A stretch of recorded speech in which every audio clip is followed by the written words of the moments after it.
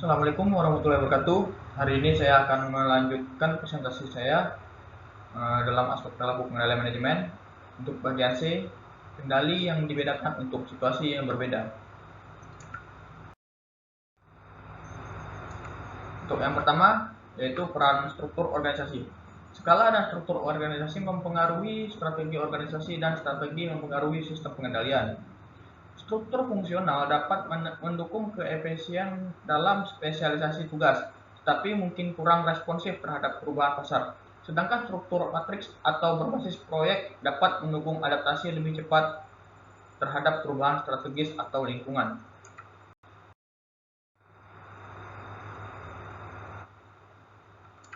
Lalu dalam sistem pengendalian manajemen yang konsisten memainkan peran kritis dalam memastikan implementasi efektif dari strategi organisasi. Sistem pengendalian membantu organisasi mengarahkan sumber daya, baik manusia maupun finansial, ke area yang paling kritis untuk mencapai tujuan strategis.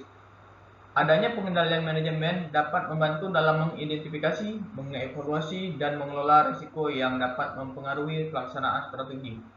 Dengan memiliki sistem pengendalian manajemen yang konsisten, organisasi dapat menciptakan lingkungan yang mendukung pelaksanaan strategi, meminimalkan risiko, dan memaksimalkan pencapaian tujuan strategi mereka. Lalu dalam perencanaan strategis, karena tingkat saling ketergantungan yang tinggi, sistem perencanaan strategis dari individu terkait dan perusahaan industri yang terdiversifikasi seringkali bersifat vertikal dan horizontal, di mana horizontal dapat dimasukkan ke dalam proses perencanaan strategis dengan berbagai cara.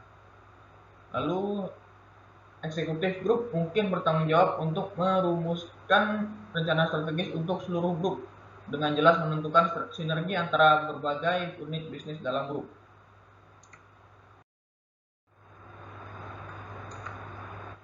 Lalu dalam perencanaan strategis yang selanjutnya, rencana strategis unit bisnis dapat mencakup hubungan kunci dengan unit bisnis lain.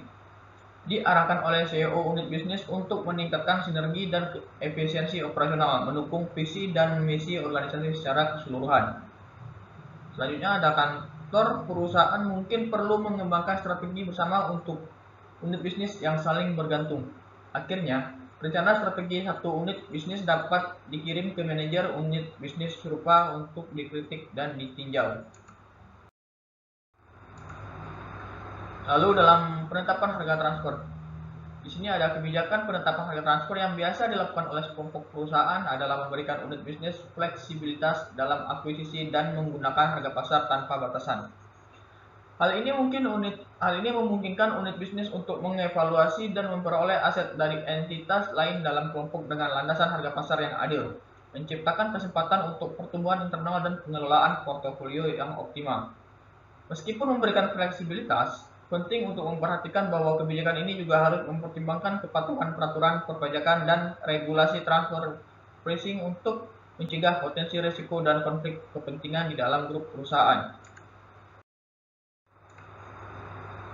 Lalu dalam sistem pengukuran kinerja, tujuan dari sistem pengukuran kinerja adalah untuk mengimplementasikan strategi. Suatu sistem pengukuran kinerja berupaya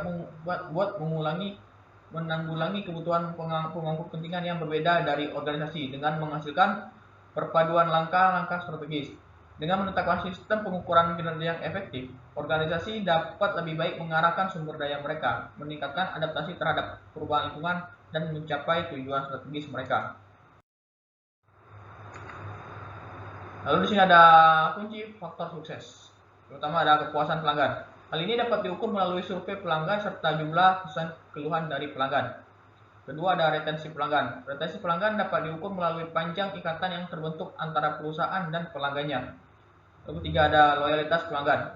Dapat diukur melalui frekuensi pembelian, rekomendasi, dan pangsa penjualan dari pelanggan sebagai persentase dari total permintaan untuk produk atau layanan serupa. Lalu dalam mempraktikkan sistem pengukuran kinerja, yang pertama kita bisa menentukan strategi. Tentukan dengan jelas tujuan bisnis dan strategi perusahaan. Sistem pengukuran kinerja harus sejalan dengan visi, misi, dan tujuan jangka panjang. Kedua, tentukan dimensi strategi. Dengan menentukan dimensi-dimensi strategi, perusahaan dapat mengembangkan dan mempraktikkan sistem pengukuran kinerja yang dapat memberikan pandangan holistik terhadap pencapaian tujuan strategi dan meningkatkan kinerja organisasi secara keseluruhan. Lalu untuk selanjutnya kita bisa mengintegrasikan aksi ke dalam sistem manajemen.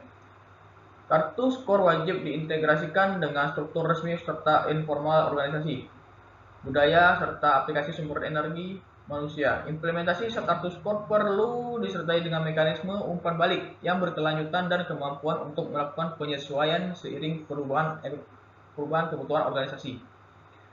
Selanjutnya, keempat, tinjauan aksi serta hasil secara sering. Setelah kartu skor diimplementasikan dan sejalan, penting untuk dilakukan tinjauan secara konsisten dan berkelanjutan oleh manajemen senior. Proses tinjauan ini memastikan bahwa kartu skor tetap relevan, efektif, dan sesuai dengan perubahan lingkungan serta strategi bisnis organisasi. Lalu ada balance score. Balance score merupakan kerangka kerja pengukuran kinerja komprehensif yang menerjemahkan strategi organisasi ke dalam tujuan, dimensi sasaran, serta inisiatif yang jelas. Balance score merupakan sistem manajemen yang membolehkan organisasi untuk memperjelas visi serta strategi mereka serta menerjemahkannya ke dalam aksi. Balance score merupakan konsep manajemen bisnis yang mengganti keuangan serta non-keuangan informasi jadi peta jalur terperinci yang menolong industri mengukur kinerja serta penuhi tujuan jangka pendek serta jangka panjang. Nah, di sini ada kegunaan balance. Yang pertama penyelarasan strategi dengan target kinerja utama di seluruh tingkat organisasi. Kedua, untuk kegunaannya bisa mengukur serta mengelola kinerja bisnis secara efektif. Ketiga, umpan balik strategi, lalu mengoptimalkan totalitas investasi TI, lalu umpan balik putaran ganda, dan terakhir ada metrik hasil. Sekian dari saya, semoga dapat dipahami. Assalamualaikum warahmatullahi wabarakatuh.